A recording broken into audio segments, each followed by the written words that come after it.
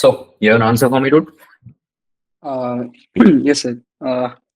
So pretty much conformers are pretty like the different ways you can arrange compound in The space. best way of answering a question like this is using an analogy. All right. Because when you want to convey information in the shortest possible manner, effectively, when you want to show that you understood, basically, I'm just testing out to see what your level of understanding is so that I will know up to how much is the forest cleared and how much more chopping or burning I should be doing. So, please. One second, let me think. It's like you have like a. Let's take you and me. We are human beings, correct? Yes. What are your conformers? All the different positions I can be in. Like fantastic. My hand like That's this. Good. So when you're looking at most stable conformer for you, like in those, how would you define it for you? Infinite. Forget about organic molecules. Talk for yourself first. What would the most? How would you define what is the most stable conformer for you or me or someone like us? What is the way to define the most stable conformer? When you're the most comfortable. Technically, that sounds true, but that is very illusionary because comfort is something which we perceive is defined for us by society now predominantly. So do not call it comfortable.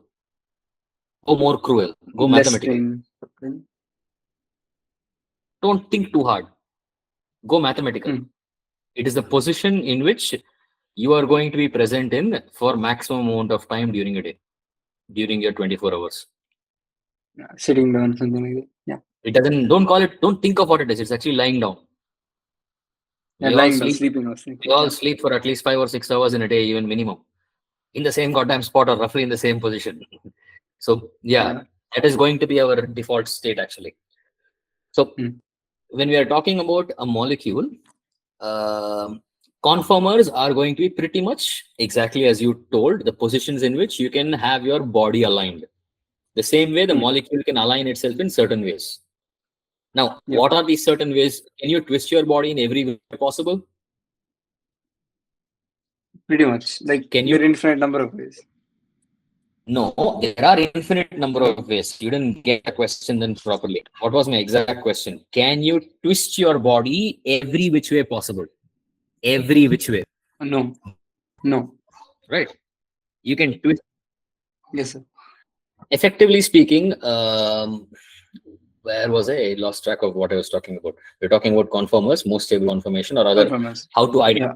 It is basically a conformation in which the molecule is going for maximum fraction of its time.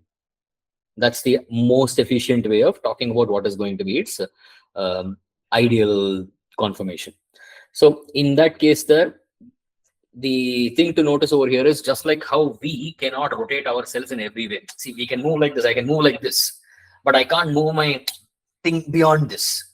There is a rotational limit for my arm. There's a rotational limit for each of the rotational junctions, so to say. Body parts. So we are going to be having limits associated with respect to our rotational capabilities, which basically limit the infinity. See, there are infinity, yes, but small infinity to positive infinity in terms of numbers, minus a infinity value or a larger value compared to minus infinity to plus infinity. Smaller. You understand the idea, right? There are different levels of infinities. Infinity, yeah, yes. So we have to start thinking about the different levels of infinities now, because see, there is a very interesting concept we can talk about, especially because you're a foreign kid. You have a foreign passport, if I am not wrong, right?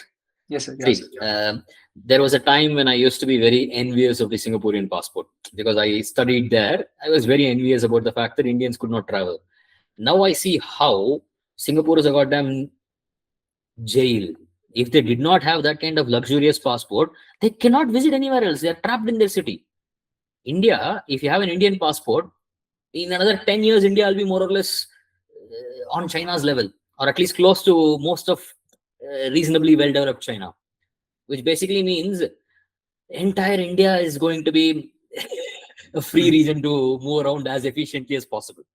Think of the kind of freedom we can experience. India is a microcosm of the world. If you're an Indian and you have an Indian passport, you don't need the goddamn world's thing. You can travel internally itself. We have enough infinite freedom. See, the passport only gives you freedom to move around. So the idea here is correct. So the idea here is when you are going to be a species which is already having tremendous amount of freedom available, you're going to be automatically more stable. You remember the concept of freedom and stability, which I started introducing to you a long time back. We will always be coming back to that. Right? That is going to be the key thing, which is going to be a driving factor for lots of properties. Freedom will be one aspect, stability will be the other thing, usually. And sometimes they'll both join and go. Sometimes one of them will be the winner. Sometimes stability will win. Sometimes freedom will win. That's the way the game generally goes. So now, in this particular case here, when they talk about angle, strain, etc., what are all those? Don't think of them as any individual thing. Don't remember them. None of that shit. All of it comes under one category. It's either freedom or stability. Angle strain, now what is it doing? It is basically limiting freedom. Restricting it, yeah. It's like if I was a really fat dude, right? As a really fat dude, I am intentionally limiting my freedom by myself. It is as simple as that. So if I'm a really fat dude, what am I pursuing in life then? I'm pursuing stability. You understand the idea here? So and risking freedom. Post type car. So when you're going to be having a molecule which is going to be having high angle strain, that system should, inherently try to adjust itself into its most stable system. Why? Because that is when it is worth the amount of stability. I mean, it is worth the amount of strain it has caused in the process. Yeah. So effectively, the strain causes certain rotations to become more complicated. Okay, now that is one thing. Let's come back to what else you have learned. So as of now, what I understand is in conformations, status update wise, I need to touch on cyclohexane for sure. And conformation of cyclohexane, cistrons of cyclohexane conformations, I'm sure that's the part where you probably lost your teacher. Is that correct? Yeah, that's the last part. So. Yeah, so that's where things would have gotten lost. We'll talk about that. Okay, now next, other than that, what else did you discuss? Optical isomerism, what all did you discuss there? You understand chirality property? Did you connect what we discussed about what is meant by optical activity with what you learned in class? Yes, sir. Yeah, kind of, yeah. So things got connected properly for you? Yes, sir. Okay. And what was your status with respect to optical activity and optical isomerism? How any doubts you have in that? Any questions which you have left over? Not really. I cleared them out, but then initially I was having like a little doubt between like about enantiomers and diastereomers, but then I kind of got that sorted out. Explain. Let's talk it out. Well, so pretty much enantiomers are two compounds pretty much which are mirror images to each other, but then they're not superimposable. What is superimposable? If you put one on the other one, it won't completely cover it. What does it mean? It means it's not exactly the same thing. What does superimposable mean? You got you put one another, that is correct. What does it mean? It means they're both the same. They're not different compounds. But then, they're same. No, listen. When they are superimposable, that means they are the same. You're just looking at a copy of the same thing. Yes. Yeah. That's what superimposable basically means. They are not different. Yeah. You understand the core principle behind what superimposable means, right? So when you say this guy is superimposable on that, it means they are not different. They are the same. Same thing. Yes. Yeah. So what you are looking at is actually a conformer of this guy. Checking whether it's the same or not. Yes. Basically, it's like you're looking at me over here in this angle over here. If I put the camera from the back over there, you'll be looking at me from the back. Yeah, same. So the view from this angle and the view from that angle are both me. But just a different look. Yeah. Correct. You understand the point over here? Yes, sir. Yeah. So that is what superimposable basically comes down to. So superimposable has, that's one of the most nonsense, unnecessary words to talk about in this entire bunch here. Okay. So let's go back to where we were. Continue. What is an enantiomer? Define what is an enantiomer. What did you understand by enantiomer? What did you understand by diastereomers? Start with enantiomers, then we'll move on to diastereomers. Yeah, enantiomers are non-identical mirror images to each other.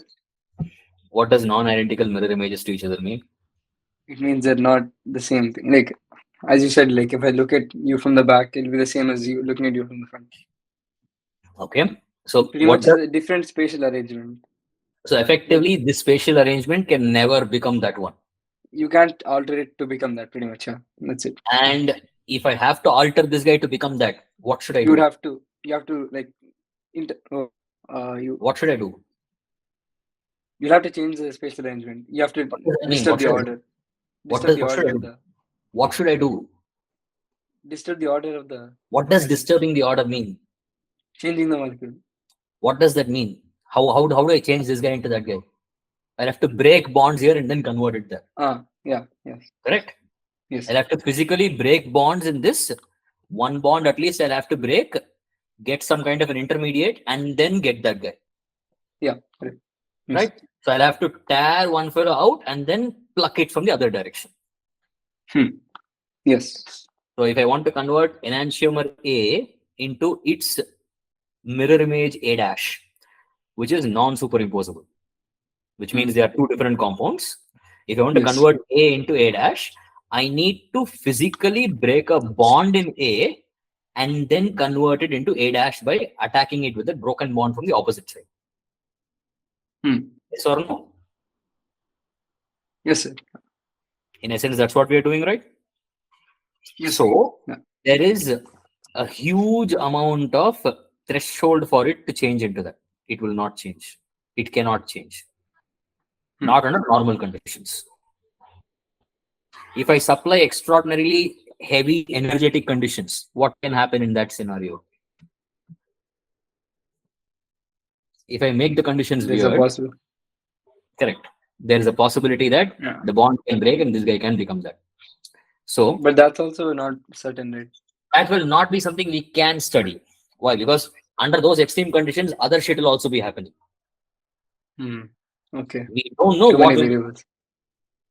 When you are breaking a bond, that guy is now gone. New people, new stuff enter. Yeah. For instance, if you go into a foreign country and let's say you get into, say, foreign country for undergrad itself with full scholarship, not US, because that will be more complicated. You will probably not go because your parents understand too much about the place. Singapore, they might allow you if you get full scholarship. There's a good choice over. There's a good chance on that. So let's say you get like top university in Asia and you get a full scholarship, you might be allowed to go if it's Singapore type.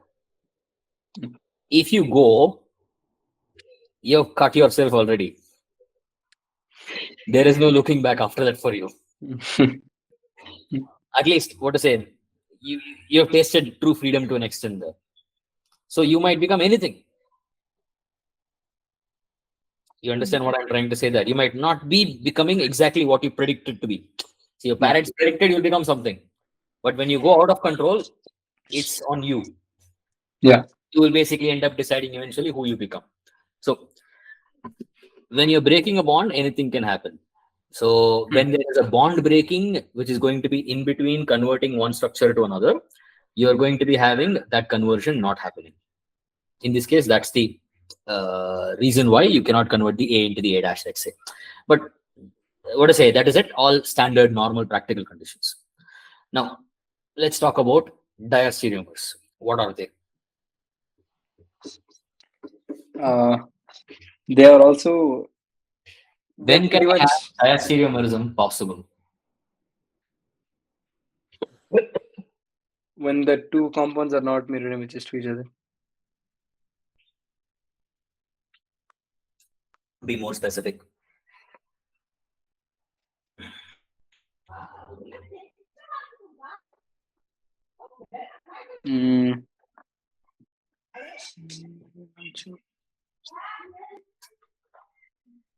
What else should they be?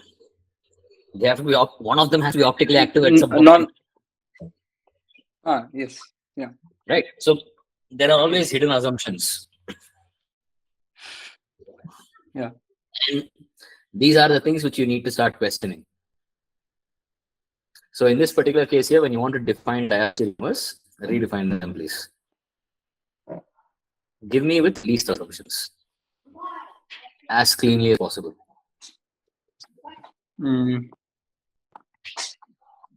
Compounds which are non-identical.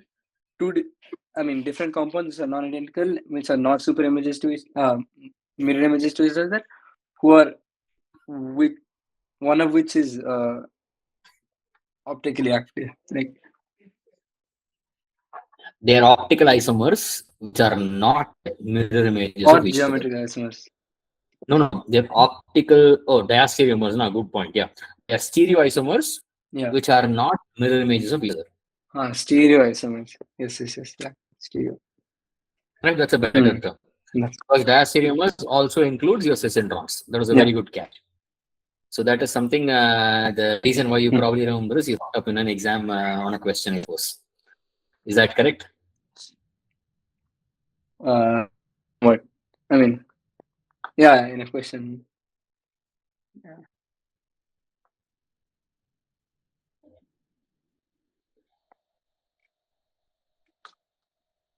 Hello?